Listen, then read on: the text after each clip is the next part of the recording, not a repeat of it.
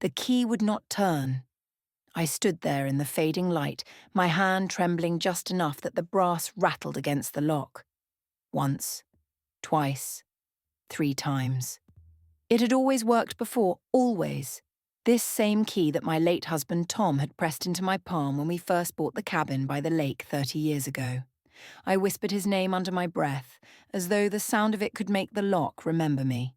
But the door stayed shut, cold and foreign, as if it had never belonged to me at all. That was when I saw it, leaning against the gate, nailed at a crooked angle so the sun caught it in cruel yellow letters. Under contract! The words shouted louder than any voice could have. For a moment I thought maybe I'd wandered to the wrong place, maybe the lake had shifted in the years since Tom's passing, maybe my mind was betraying me. But no. The porch swing I had painted sky blue was there. The birch tree where Tom had carved our initials, still standing, bark peeling in soft curls. This was my home, and someone else had put their claim on it. I pressed my forehead against the cool iron gate, breathing in the scent of lake water and damp pine. My key dangled useless from my hand, catching the light like a broken promise. A neighbour's dog barked in the distance, the sound sharp and accusing, like the world itself was asking, "How could you not have known?" My chest ached with something heavier than grief, heavier than anger, betrayal maybe. Or something older, the realization that the ground you trusted has shifted while you weren't looking.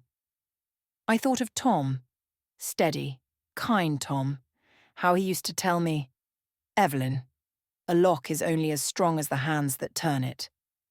I had believed him.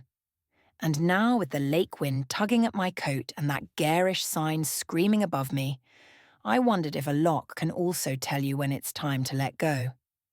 I stayed there longer than I should have, long enough for the shadows to deepen and the water to swallow the last of the daylight. My hand finally fell to my side.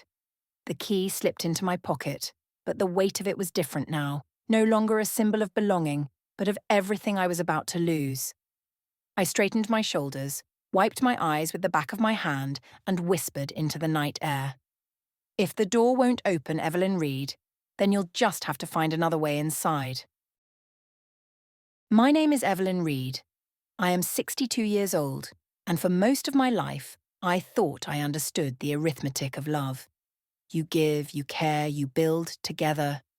And what you've poured out somehow comes back to you when the years bend your spine and dim your eyes. For decades I believed that. I lived it. I taught textiles at the high school for 30 years. I can still hear the hum of sewing machines, the smell of chalk dust on the blackboard, the laughter of girls trying to thread needles with trembling hands. It wasn't glamorous, but it was steady, and it allowed me to build a life with Tom. Tom Reed, my husband, my partner, my anchor. He was a carpenter by trade and a dreamer by nature. Together we took a cabin that had been little more than a sagging roof by the lake, and we turned it into a home.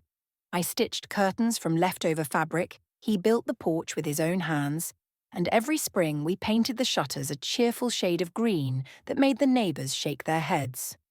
"Too bright," they said. But we loved it.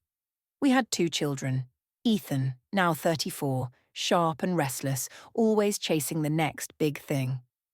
And June, 31, gentler, but quieter in a way that worried me sometimes, as if she were always holding her breath. I raised them in that cabin, the sound of loons on the water mixing with the whir of my sewing machine and Tom's hammer tapping against wood. I thought they loved it as much as we did. When Tom died, 5 years ago, cancer that came like a thief in the night, I kept the cabin as if keeping it could keep him. Every nail he drove, every board he sanded, every coat of paint we brushed on those shutters. It was all still there. I stayed because leaving felt like betrayal. But time has a way of softening even the sharpest edges. I retired, folded up the last lesson plans, and tried to settle into the quiet.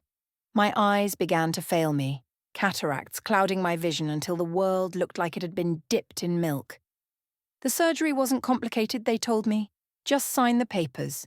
Evelyn, let your children help with the forms. They'll make sure everything's in order. I trusted them. I didn't read every page. I thought it was love, the way they handled the details. Looking back now, sitting here with the memory of that cold lock refusing my key, I realize love is a ledger. Every kindness written down, every sacrifice etched in ink. But sometimes someone reaches across the page and erases what you thought could never be erased. And that's when you discover whether you're still writing the story, or if someone else has started writing it for you. The cafe was too cheerful for the conversation that waited for me there. Sunlight spilled through wide windows, catching on the chrome of the coffee pots and the clatter of silverware. I remember thinking, if I just focused on the hiss of the espresso machine, maybe the world outside my chest would stay ordinary. But it didn't. Ethan had chosen the place. He always liked somewhere with clean lines and efficient service, as though the neatness of the tablecloths could disguise the mess behind his eyes. June was already seated when I arrived, folding and unfolding her napkin into smaller and smaller squares. She looked up with that soft smile of hers, but it didn't reach her eyes. "Mum," Ethan said, rising just long enough to kiss my cheek. "Glad you could make it."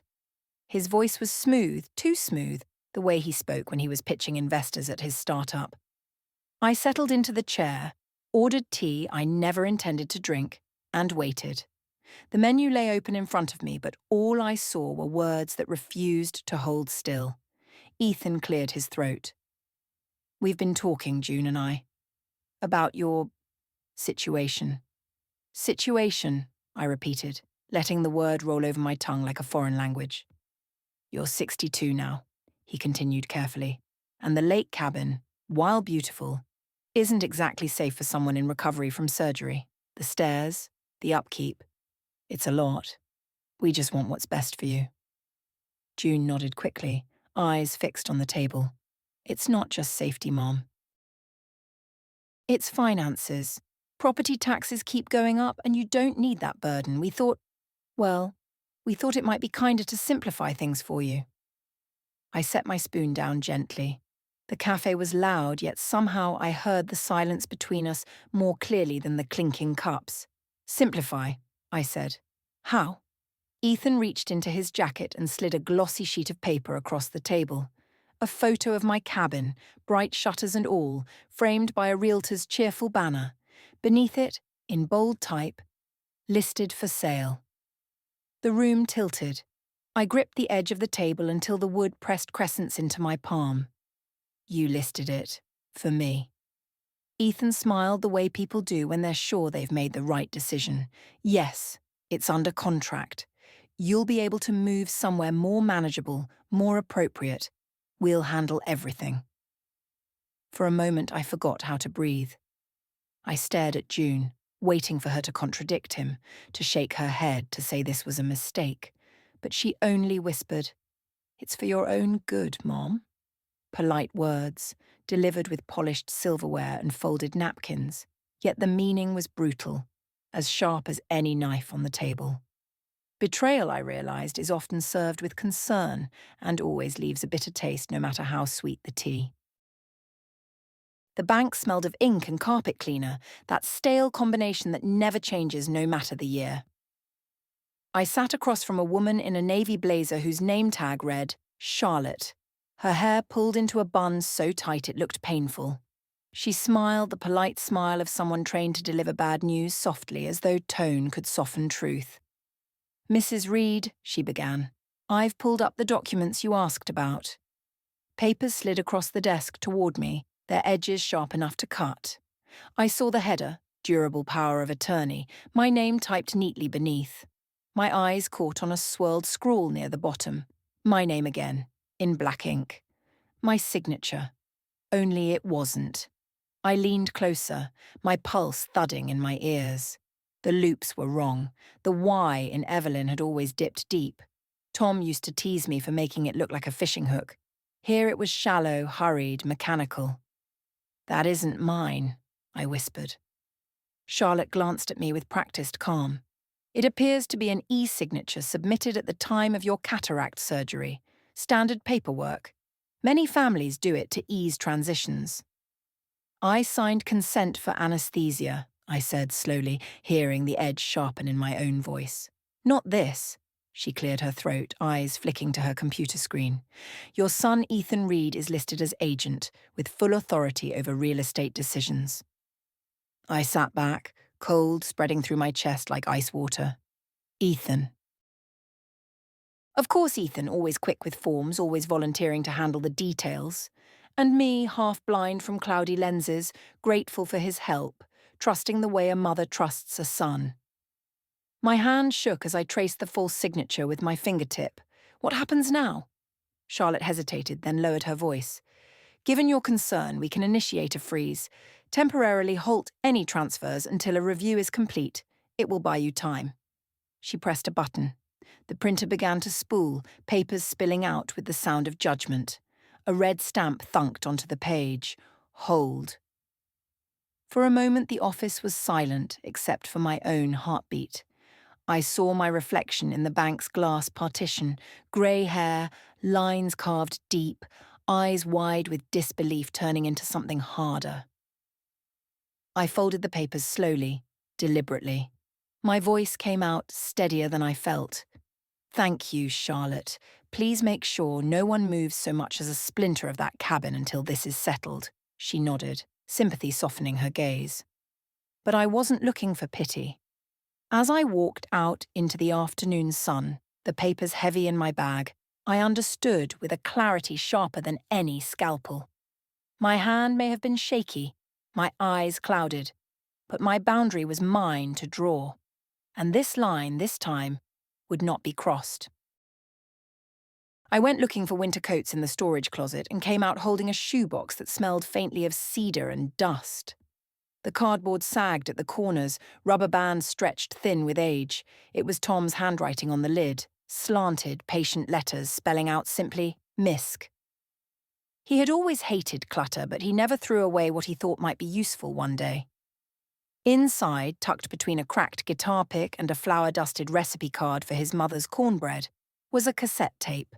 The plastic was scratched, the label curling at the edges, but the ink was still legible. 4 words written in Tom's steady hand. Build for the ones who'll come. I froze. My breath caught the way it used to when Tom would sneak up behind me and sing half a line of a song into my ear. I turned the cassette over in my hands, careful as if it were fragile glass. We had made it one summer night long ago, sitting at our kitchen table with a second-hand tape recorder between us. Tom strumming his guitar, me humming along in a voice that cracked on the high notes but made him smile anyway. We had no plan, no audience, just love and the need to catch it before it slipped away. I dug out an old player from another box. The click of the button was loud in the quiet room. For a moment, only static. Then, Tom's voice, warm and close, as though he were leaning across the table once more. All right, Evelyn, your turn. My own laughter followed, higher and younger, and then the sound of us fumbling through a folk tune, voices weaving in and out, missing notes but finding joy. Tears blurred my vision, but they weren't only grief anymore. Something stirred beneath the ache. A direction, a pulse, a reminder. Tom had left me more than memories. He had left me a map, build for the ones who'll come. Not cling to what was, not fight only to keep the cabin because it had been ours. Build, create. Leave behind something that opens a door instead of locking it. I sat there with the tape still spinning, listening to our voices fade into static. The anger and betrayal that had been choking me shifted, loosened its grip. Maybe I couldn't turn back the key in the cabin door. Maybe I wasn't meant to. But I could build something else, something that carried both of us forward. The past, I realized, is not an anchor to chain you down. It is a compass, pointing toward where you still have to go. I carried the cassette in my coat pocket like a secret, the plastic edges pressing against the fabric every time I moved. I knew if I let it sit too long it might unravel into silence, so I took it to the one person in town who still believed in old machines. Cal Martin, the voice of our little community radio station. Everyone knew Cal. He was the steady rumble behind morning farm reports and Friday night jazz, the sound that kept you company while you drove dark roads with only headlights and hope. The station was a modest brick building near the feed store, the kind of place you could drive past 100 times without noticing. Inside, it smelled of coffee grounds and dust on warm wires. A red light above the door glowed on air, though the only sound in the booth was soft static leaking from a speaker. Cal was bent over a reel-to-reel deck, adjusting a slider with the tenderness of a man petting an old dog. "Evelyn Reed," he said when he saw me, his voice exactly the same as it was through the radio, low, worn, kind. "Haven't seen you in years. What brings you in?" I pulled the cassette from my pocket and set it on the desk. "I found this. It's Tom and me, a long time ago. I was hoping you could help me hear it before it disappears." Cal lifted the tape carefully, studying the handwritten label. His thumb brushed the words, "Build for the ones who'll come." He gave a small nod, as if he understood something without me needing to explain. "Let's see what we can do." He slid the cassette into an old deck, pressed a button, and for a moment the room filled with static. Then Tom's guitar spilled out, thin but unmistakable, followed by my younger voice, laughing. My breath caught. Cal leaned back, eyes half closed, not intruding, not commenting, just listening. When the tape clicked to silence, he let the pause stretch. "You know," he said quietly, "after Margaret died, I found an old message she'd left on the answering machine. I kept it, still play it sometimes, just to remember the ordinary sound of her saying my name." I looked at him, at the lined face that had spent a lifetime speaking to people he would never meet. He wasn't filling the silence with advice, wasn't pitying me. He was simply there, steady as a lantern set on a dark porch. I smiled through tears. "Thank you, Cal, for listening." He shrugged, but his eyes were gentle. "That's all most of us need, Evelyn. Someone to hear us clear, even through the static." The train depot had been closed for decades, but I'd passed it 100 times without really seeing it. That morning, though, something made me stop.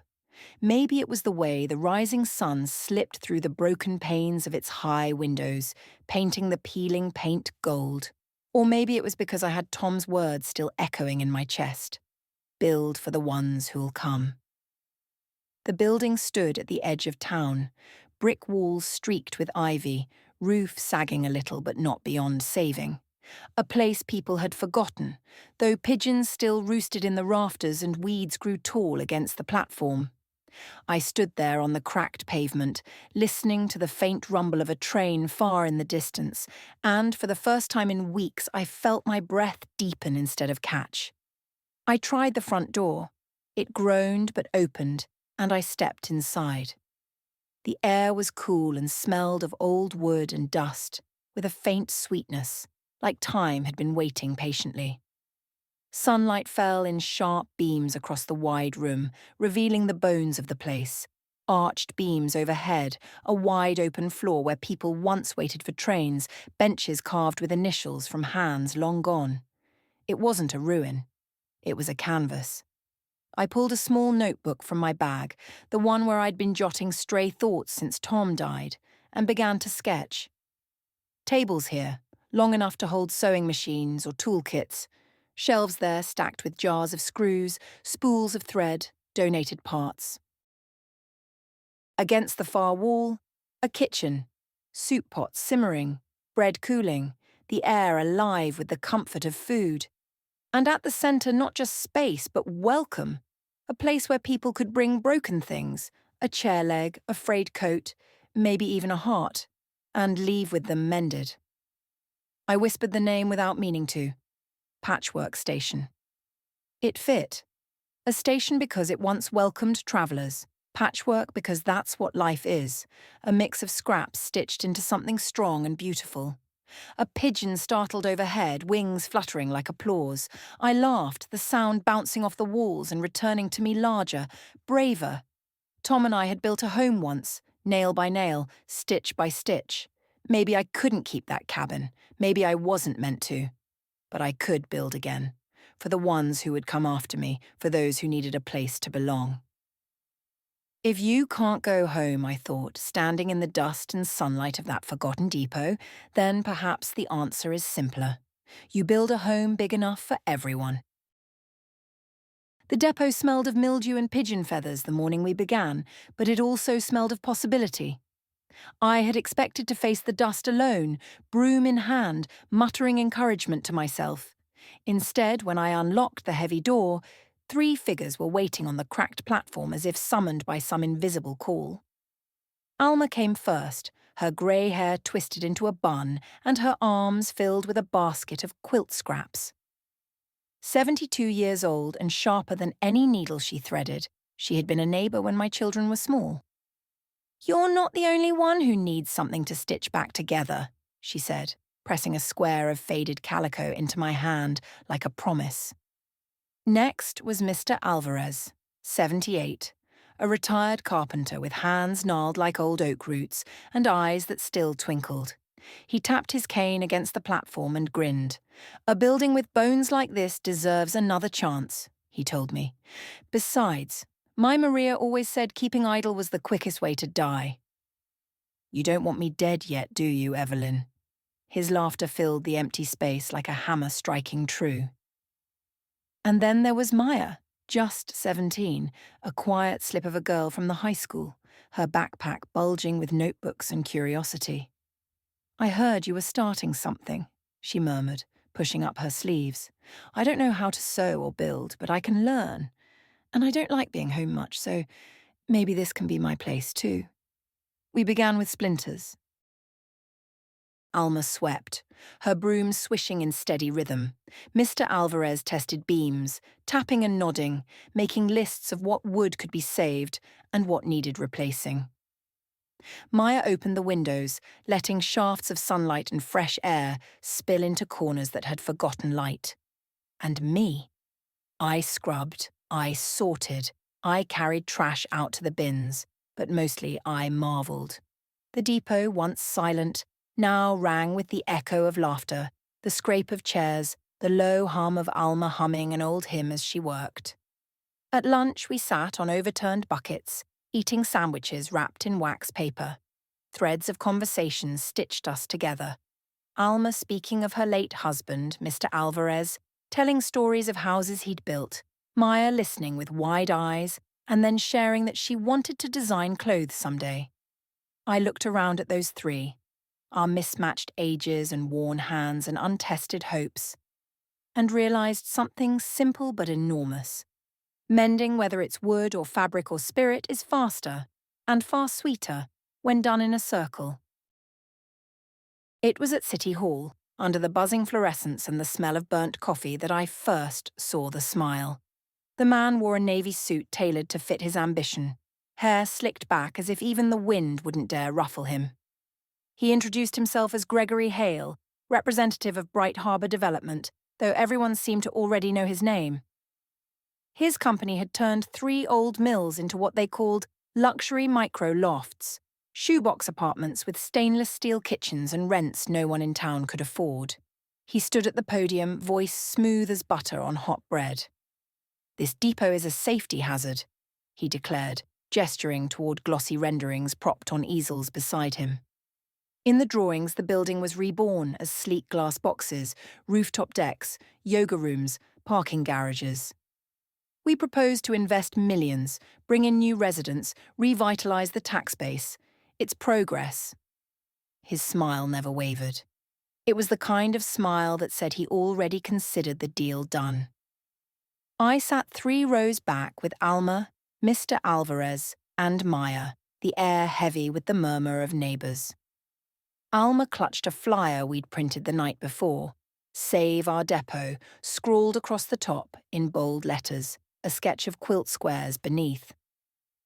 Mr. Alvarez tapped his cane in an impatient rhythm, and Maya sat forward, eyes flashing each time Gregory Hale smoothed his tie. When it was my turn at the microphone, my legs felt like water, but I walked anyway. The microphone squealed and I waited for the feedback to settle before speaking. My name is Evelyn Reed, 62 years old, retired teacher, widow, and someone who sees that building not as a hazard, but as a home waiting to happen again. I lifted the shoebox cassette tape I'd brought, Tom's handwriting visible even in the harsh lights. My husband used to tell me, build for the ones who'll come. That depot was built to welcome travellers. We're turning it into a place that welcomes neighbours. A repair cafe, community suppers, a station where broken things and broken people can find new use. That is progress. Gregory Hale leaned against the wall, smile fixed but eyes sharp, pen clicking in his hand like a metronome. He looked at me as though I were quaint, sentimental, an obstacle he could step around. But I met his gaze without flinching. Don't confuse profit with improvement, I thought, gripping the edge of the podium. Improvement is measured in lives mended, not dollars earned. And if he wanted this depot, he'd learn I wasn't giving it up without a fight. The council chamber smelled of pencil shavings and floor polish, the kind of place where small decisions usually passed unnoticed. But that night the rows were filled. Neighbours pressed shoulder to shoulder, the murmur of voices rising and falling like waves. I could feel my heartbeat in my throat as the clerk called my name. I walked to the podium, palms damp, and adjusted the microphone. It popped, sharp and sudden, and the room quieted. For a moment I thought my voice would desert me, that I would stand there mute while Bright Harbour's glossy renderings carried the day. Then I remembered the key that wouldn't turn, remembered standing at my own gate with my life packed into bags. That memory steadied me. My name is Evelyn Reed, I began, my voice trembling at first but growing stronger with each word. A few weeks ago, I came home from surgery to find that the key to my cabin no longer opened the door. My belongings were waiting outside in garbage bags. My children had decided the house would be better sold. That moment taught me something. When a door closes on you, you can either stand there knocking forever, or you can build another one. A hush fell over the room. Even Gregory Hale, perched smugly at the back with his glossy plans, leaned forward. I opened my notebook and spread a rough sketch across the podium, the depot floor mapped with tables, shelves, a kitchen. The old train depot has good bones. Instead of tearing it down for apartments no one here can afford, let us make it into Patchwork Station, a place where people can bring broken chairs, torn coats, weary spirits, and leave with them mended. A place where supper is shared, where skills are passed down, where everyone belongs. I let the words settle, then looked directly at the council. Progress is not measured in glass towers. It's measured in how we care for each other. Give us a chance. 6 months. If it fails, you'll have your empty building back. But if it works, then we'll all have something far more valuable. For a heartbeat, the chamber was silent. Then Alma stood, her quilt square raised high. Mr. Alvarez followed, cane tapping the floor like a drum. Maya's young voice rang clear. I'll help. Others rose, voices mingling, applause swelling until it filled the rafters. The council president tapped her gavel, smiling despite herself. By unanimous vote, a temporary 6-month lease is granted. The words washed over me like sunlight. I exhaled a breath I hadn't realized I was holding, tears stinging my eyes. Courage, I thought, is the sound a voice makes when a door finally opens. The envelope was waiting on my kitchen table, slipped through the mail slot sometime that morning. Thick, official, the kind of paper that always carries bad news. I tore it open with the edge of a butter knife, the refrigerator humming behind me like a warning. Inside were copies of documents I already dreaded, pages stamped, highlighted, signed. There it was again, the power of attorney, my name bent into a shape I hadn't written. But this time, another signature caught my eye. Witness, June Reed. My chair scraped back across the floor as I sat hard, staring at those words until they blurred. June. My daughter who braided my hair while I healed from surgery, who brought soup in chipped mugs, who whispered that she would always look out for me. June had been the witness. I dialed her number with shaking hands. She answered quickly, her voice tight. "Mom?" "June," I said, steady but sharp. "I just opened some papers. Your name is on them." A pause heavy enough to fill the room. "Ethan said it was routine, just a formality. He told me it would keep you safe, that you'd thank us later." "Formality?" My voice cracked like glass. "June, do you know what you signed? You handed him the power to take everything." On the other end of the line, she exhaled, a small, guilty sound. "I was scared, Mom. He said the cabin was too much for you, that it would only get harder. He said we were just accelerating the inevitable." Accelerating the inevitable. The phrase struck like a slap. My own son's words delivered through my daughter's trembling mouth. I closed my eyes and pressed my palm flat against the table, feeling the wood steady me. "June," I whispered, softer now but colder. "Love doesn't trick someone into signing away their life. Love doesn't call betrayal protection. If Ethan convinced you otherwise, then he convinced you to wound me." She started to cry, the sound breaking through the line. I didn't know what to do. He was so certain. I wanted to gather her in my arms, the way I did when storms frightened her as a child. But the storm now was one she had helped unleash. "I raised you both to be strong," I said quietly, not to confuse convenience with kindness. When I hung up, the kitchen was silent except for the low hum of the refrigerator. I turned the framed photo of Ethan and June face down on the counter, my reflection disappearing with it. Love, I realized with a hollow ache, must be honest to be kind. Anything less is only betrayal dressed in soft words. The storm came on sudden, the way late summer storms often do. One moment the sky was only sulking, the next it was tearing itself apart with thunder. By the time I reached the depot, the wind had already peeled back the tarps we'd stretched over the half-repaired roof. Rain sluiced down in silver sheets, pooling on the warped wooden floor, soaking the quilt squares Alma had laid out, splattering the notebooks where Maya had been sketching patterns. I stood in the middle of it all, powerless, the water dripping down my hair, into my collar, my shoes sloshing as I tried to push tables out of the worst of it.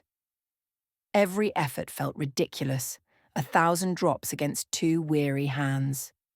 And then came a beam of light, Cal Martin's flashlight cutting through the storm as he pushed the heavy depot doors open. He was carrying a stack of buckets in one arm and a grin that shouldn't have belonged to a night this grim.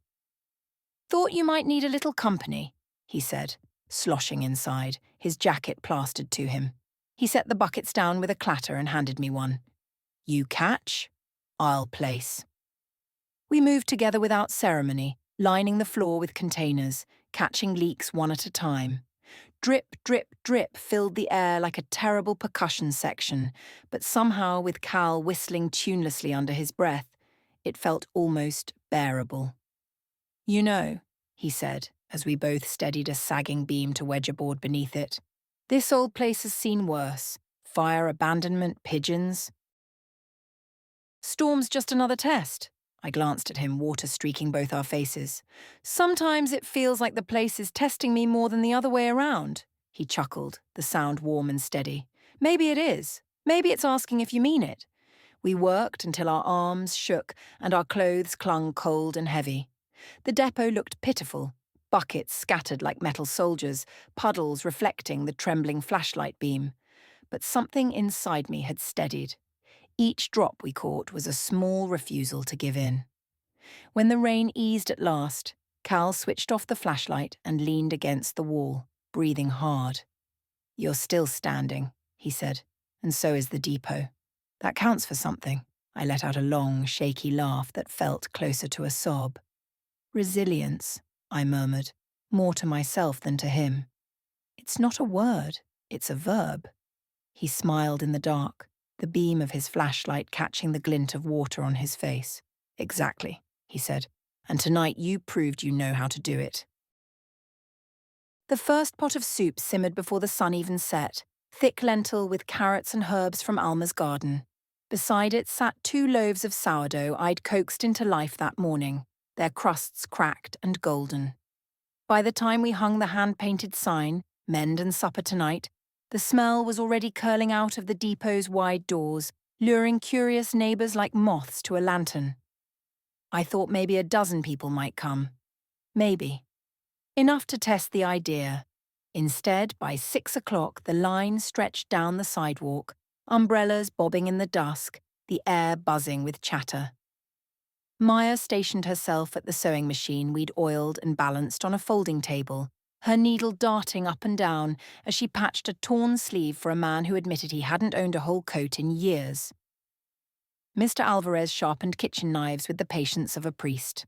Alma carried bowls of soup to tables like she'd been waiting all her life to feed strangers. I ladled until my wrist ached, the steam rising into my glasses, making the whole room look like a dream. People smiled at each other over bread torn by hand, swapping stories about gardens that failed, dogs that chewed shoes, and kids who outgrew coats too fast. The depot, still scarred by leaks and paint peeling, glowed anyway, filled with laughter, spoons clinking, the low hum of belonging. A woman pressed a bill into the donation jar, then another folded note, then coins that rattled like music. Soon the jar was stuffed with more than I dared to count. "For the next supper," she said softly, not meeting my eyes, because there should be a next one. When the soup ran low, Alma produced an emergency pot of beans and rice she'd prepared, just in case. Children darted between tables with crusts of bread in their fists, while an older man hummed a hymn as he sewed a button back on his shirt. I stepped back for a moment, pressing the ladle against my apron, just to breathe it all in. The depot wasn't an empty building anymore. It was alive, stitched together with soup and thread and human voices. Cal wandered by with his ever-present coffee cup, watching it all with quiet pride. "Looks like you built a place folks didn't even know they needed," he murmured. I felt tears prick but let them stay. "Feeding and fixing," I said softly. "They're just 2 ways of saying the same thing. You matter. You're worth mending." That night, when we finally closed the doors, the depot smelled of broth and fresh bread, and the donation jar was too heavy for me to lift alone. My arms ached, but my heart was light. For the first time since Tom was gone, I felt not just alive, but necessary. The legal aid office smelled faintly of toner and old carpet, a place where truths were weighed in paperwork instead of prayers.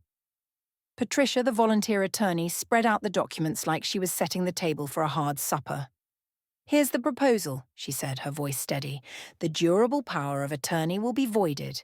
Ethan must sign away any claims on the cabin.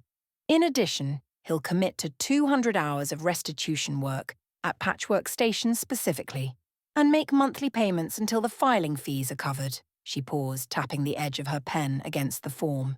"This isn't punishment, Evelyn. It's repair. Restorative justice, not retribution." I sat very still, feeling the tick of the wall clock underline every word. June shifted in her chair, arms crossed, her gaze flicking between me and her brother. Ethan, on the other hand, leaned back, his jaw tight, one knee bouncing like a motor that couldn't idle. "So you want me to scrub floors in your hobby project?" he muttered. "This is ridiculous." "This isn't about scrubbing floors," Patricia corrected gently. "It's about demonstrating responsibility, about earning back trust." I looked at my son, my firstborn, the boy who once drew me Mother's Day cards with lopsided hearts, and felt the sharp edge of anger slide against something softer. He had taken so much, not just money, but peace, and yet here I was, still looking for a road back to him. June finally spoke, her voice quieter than I remembered. "Ethan, it's not scrubbing floors, it's a chance. If you don't sign, this goes to trial and you know how that ends." He shot her a glare, but she held it. For the first time, my daughter wasn't covering for him. She was standing in the doorway of truth, even if her hands trembled on the frame. "I won't," Ethan snapped, shoving the paper away. "I'm not some criminal you can sentence to community service in a broken-down train depot." Patricia let the silence stretch, only the stapler on her desk catching the light like a gavel that hadn't yet fallen. I folded my hands, willing my voice not to shake. "You forged my name, Ethan. You treated my life like it was collateral. If you want mercy, it has to be paired with repair. Otherwise, it's just sentiment. And sentiment won't keep a roof over Patchwork Station." The clock ticked again, louder now. June's eyes brimmed, but she didn't look away. Ethan leaned forward, knuckles white against the table. I realized with a kind of aching certainty that this was no longer just a legal crossroad. It was a moral one, and only he could decide which direction he'd walk. It happened in the middle of folding chairs, of all things. We'd just finished another long supper night, the depot still buzzing faintly with the ghosts of laughter and clinking spoons, when I bent to scoop up one more chair. The next thing I remember was the sound of metal crashing and the cold sting of concrete against my cheek. When I woke, the ceiling was white and humming, not patched wood beams but hospital tiles. A monitor beeped beside me, steady and impersonal. My wrist wore a band with my name printed bold. Evelyn Reed. The taste in my mouth was metallic, like I'd swallowed the storm. The nurse who came in was about my age, maybe a few years younger, her dark hair pulled into a braid that swung as she moved. She checked the IV with practiced hands, then looked at me. Not just my vitals, but me. "You scared them," she said softly. "Lucky someone caught you before you cracked your head worse." "I just lost my balance," I murmured. But even as I said it, I knew it wasn't true. I had lost more than balance. I had lost track of my own limits. She pulled the thin blanket higher on my chest and shook her head. "Evelyn, you can't pour from an empty pot. You know that, right?" The words stung in the quiet way truth always does. I thought of all the soup ladled, the mended hems, the meetings, the storms weathered. I thought of Tom's old cassette, of Cal's steady presence, of Alma's laughter, of Maya's bright eyes waiting for permission to hope. And I thought of how I had run myself hollow, burning what little fuel I had left just to keep the fire alive. Tears pricked, though I hadn't planned them. I just wanted to prove I could still matter. "You already matter," the nurse said, pulling the curtain half shut so the hallway clatter faded. "But if you don't care for yourself, all this good work you're doing, it won't last. Steward yourself like you hope to steward others." I closed my eyes, the words circling me like a shawl tucked close. For the first time in months, I let myself rest. Really rest. No lists, no ledgers, no worry about the leaking roof or the city council's deadlines. Just the slow rhythm of my own heart against the machine's steady beep. In the dark of that hospital room, I understood something I'd refused to see. Strength isn't endless. It's borrowed, replenished only when tended. If I wanted to keep fighting for Patchwork Station for myself, I had to learn that rest was not weakness. Rest was survival. June came to me 2 days after the hospital, her face tight, as if she'd been carrying a stone inside her chest. She held a worn leather notebook, the edges frayed, the spine softened by years of handling. She set it on my lap without ceremony. "I was cleaning the attic," she said, her voice thin. "It was in a box of Dad's things. I think you should read this." My fingers trembled as I opened it. Tom's handwriting spilled across the page, crooked lines, a little smudge where his hand had dragged through fresh ink. He'd never been neat, but he'd always been steady. Sketches filled the margins, boats, gears, even a cartoon of me with my sewing machine. I traced the page like it might dissolve if I pressed too hard. And then I found the entry. The words seemed to rise right off the paper. "If someday this cabin is too heavy for Evelyn to carry, I hope she sells it, takes whatever comes, and seeds something bigger, something that welcomes more than just us. Maybe a workshop, Maybe a place where strangers feel less alone. Build for the ones who'll come. That's the real legacy. The breath left my body in a rush, like I'd been holding it for years without knowing. A laugh sob escaped before I could catch it, sharp and sweet at the same time. June's eyes were glassy, but she didn't look away. I guessed, he already gave you permission, Mom. We just didn't know. The rustle of the paper in my hands was like a tide coming in, washing over old guilt, smoothing rough edges I'd carried since the day I turned the key that wouldn't turn. I had clung to the cabin as if it were Tom himself, afraid that letting it go meant letting go of him. But here he was, in ink and margin doodles, saying otherwise, saying go. I pressed the notebook to my chest, rocking slightly in the hospital chair as if cradling something holy. The window showed the fading sun spilling over the city, not the lake, but I could almost hear the water lapping at the old dock. Tom's voice warm and teasing, whispering, "Build for the ones who'll come." I looked up at June, who was chewing her lip like the little girl she used to be. "Thank you for bringing this." My voice was steadier than I felt. "Your father just freed me, June. He gave me the truest inheritance of all, permission." And for the first time in years, the ache of holding on loosened into the grace of letting go. The courtroom was colder than I expected, the kind of cold that seeps into your bones even when the sun outside is bright. I sat at the front, my hands folded around Tom's notebook in my bag, as though his words could steady me if I faltered. The judge, a woman with silver hair and glasses low on her nose, read the docket in a voice like iron wrapped in velvet. "Case number 4138, she said, "pertaining to the misuse of a durable power of attorney in the matter of Evelyn Reed." Ethan sat across the room at the defense table, his tie crooked, his eyes fixed on the polished wood instead of on me. June sat behind me, a hand on my shoulder, though her fingers trembled more than mine. The evidence had already been presented. Bank forms, the forged e-signature, testimony about the listing documents. Today was for conclusions. Patricia, my counsel, stood tall and precise. "Your Honour, we ask that the fraudulent POA be voided, the title restored, and the record corrected. My client should not carry the burden of actions she did not authorise." The judge nodded, made a note. Her gavel struck once, sharp as a hammer on steel. "The durable power of attorney is hereby nullified. All transactions associated are void. Mrs. Reed, your ownership of the cabin is restored." A breath I hadn't realised I was holding rushed out of me. The sound echoed like a tide pulling back. Then came the question. "Mrs.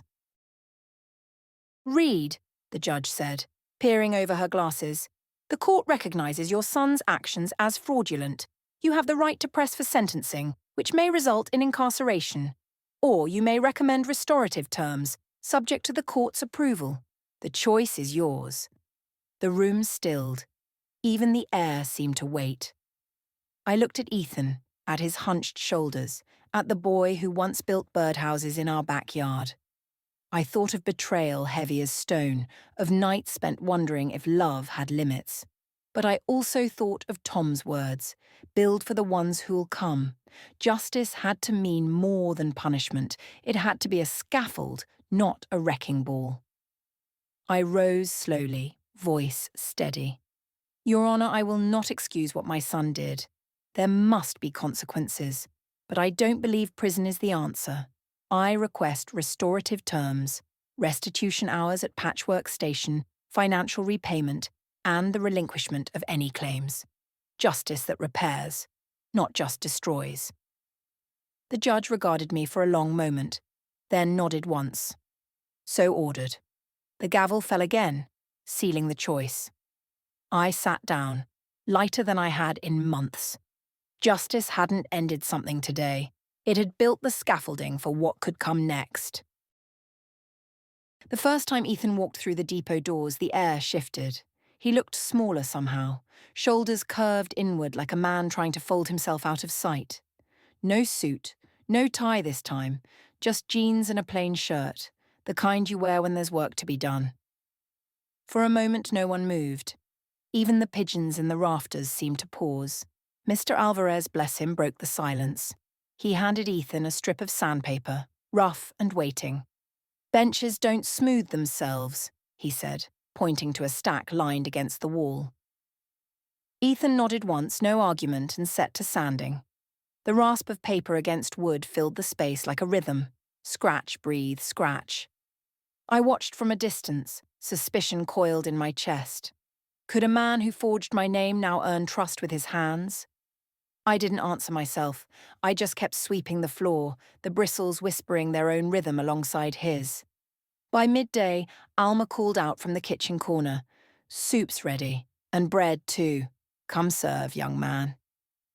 She tied an apron around Ethan's waist before he could protest, her wrinkled hands surprisingly firm. He ladled soup awkwardly, his motions stiff, but when a young boy brought up a torn backpack, Ethan set down the ladle without a word. He carried it over to Alma, who guided his hands through the first stitches. His brow furrowed with focus, not pride. Later, he came to where I stood sorting donated coats. His voice was quiet, almost lost in the depot's echoes. "Mom," he said. Just that. When I looked up, his eyes were wet. "I'm sorry." There were no excuses, no but, no blaming anyone else. Just those two words, heavy as they should be. I didn't answer right away. I let the silence breathe, let the work around us continue. The hum of conversation, the whir of Maya's sewing machine, the scrape of Alvarez's tools. Finally, I nodded once. "Keep sanding. Keep showing up. That's how you'll prove it." And he did. Each day he returned, sleeves dusted with sawdust, apron stained with soup, words fewer but truer. Slowly, almost imperceptibly, the depot folded him into its circle. Not as my son trying to reclaim favor, but as another pair of hands, hands that were finally learning what love looks like when it wears work clothes. I swept the floor again that evening, listening to the scratch of sandpaper and the laughter rising near the kitchen. The skepticism in my chest softened, not gone, but easing. Maybe trust could be built the same way as these benches, slow, steady, with patience and grit. The night we opened Patchwork Station for real, the air itself seemed to hum. Strings of borrowed lights crisscrossed the high beams, quilts hung like banners against the old depot walls, their colours glowing under the bulbs.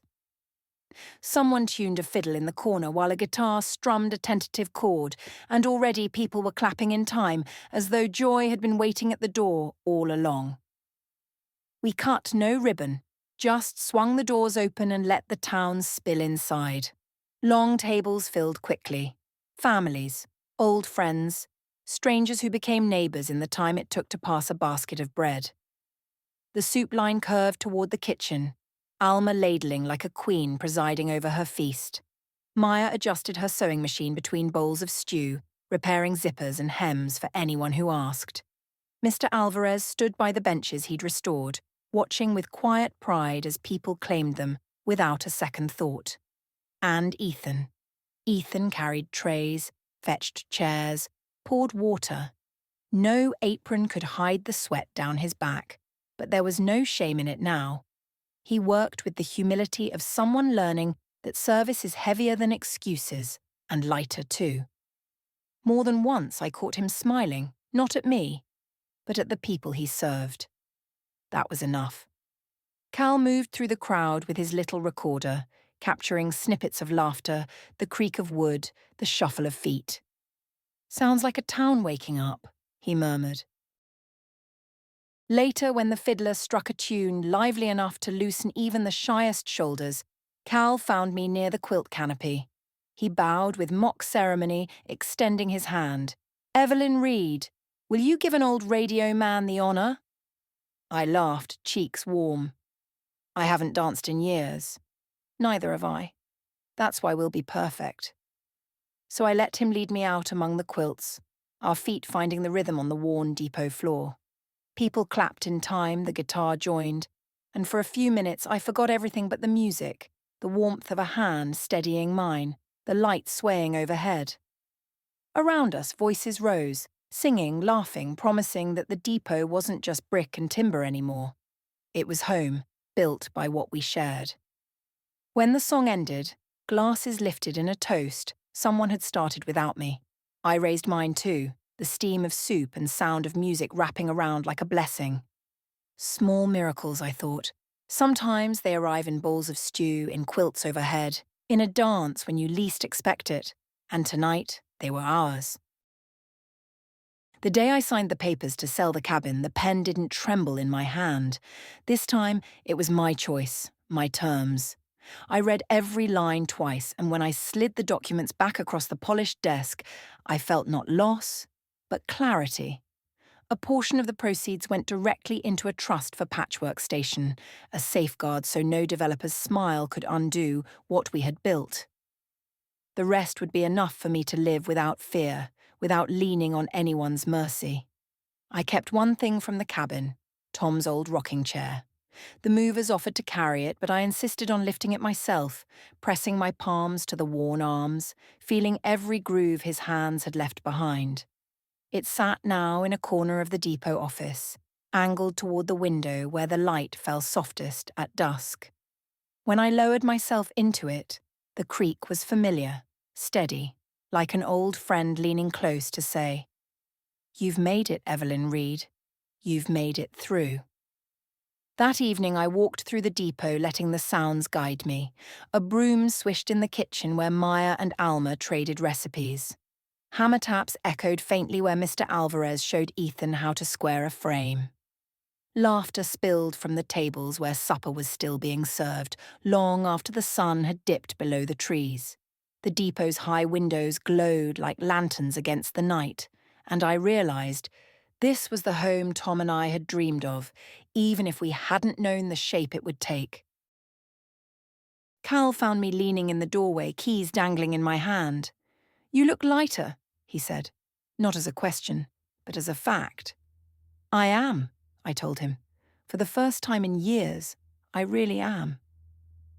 We stood together in the cooling air, listening to a train pass somewhere distant, its whistle carrying across the lake. It sounded less like departure now, more like promise. Before I left, I walked to the office, pressed one of the depot keys onto a nail by the door. It caught the lamplight for a moment shining. Then I turned, touched the back of Tom's chair, and stepped outside. The night insects had begun their song, steady, unhurried, eternal. I looked once more at the depot's glowing windows, at the people inside who had become my circle, my proof that second chances don't always arrive the way we expect, and I thought the words I knew I'd carry with me, the phrase worth repeating, locks change. We do too, and sometimes, thank God, we change first. What part of this story touched you the most? Share your thoughts in the comments. I'd love to read them. If this story felt close to your heart, give it a like, subscribe if you want to be part of a space where real stories matter. Got a couple more minutes? Check out the next story. It's also about the things we rarely say out loud.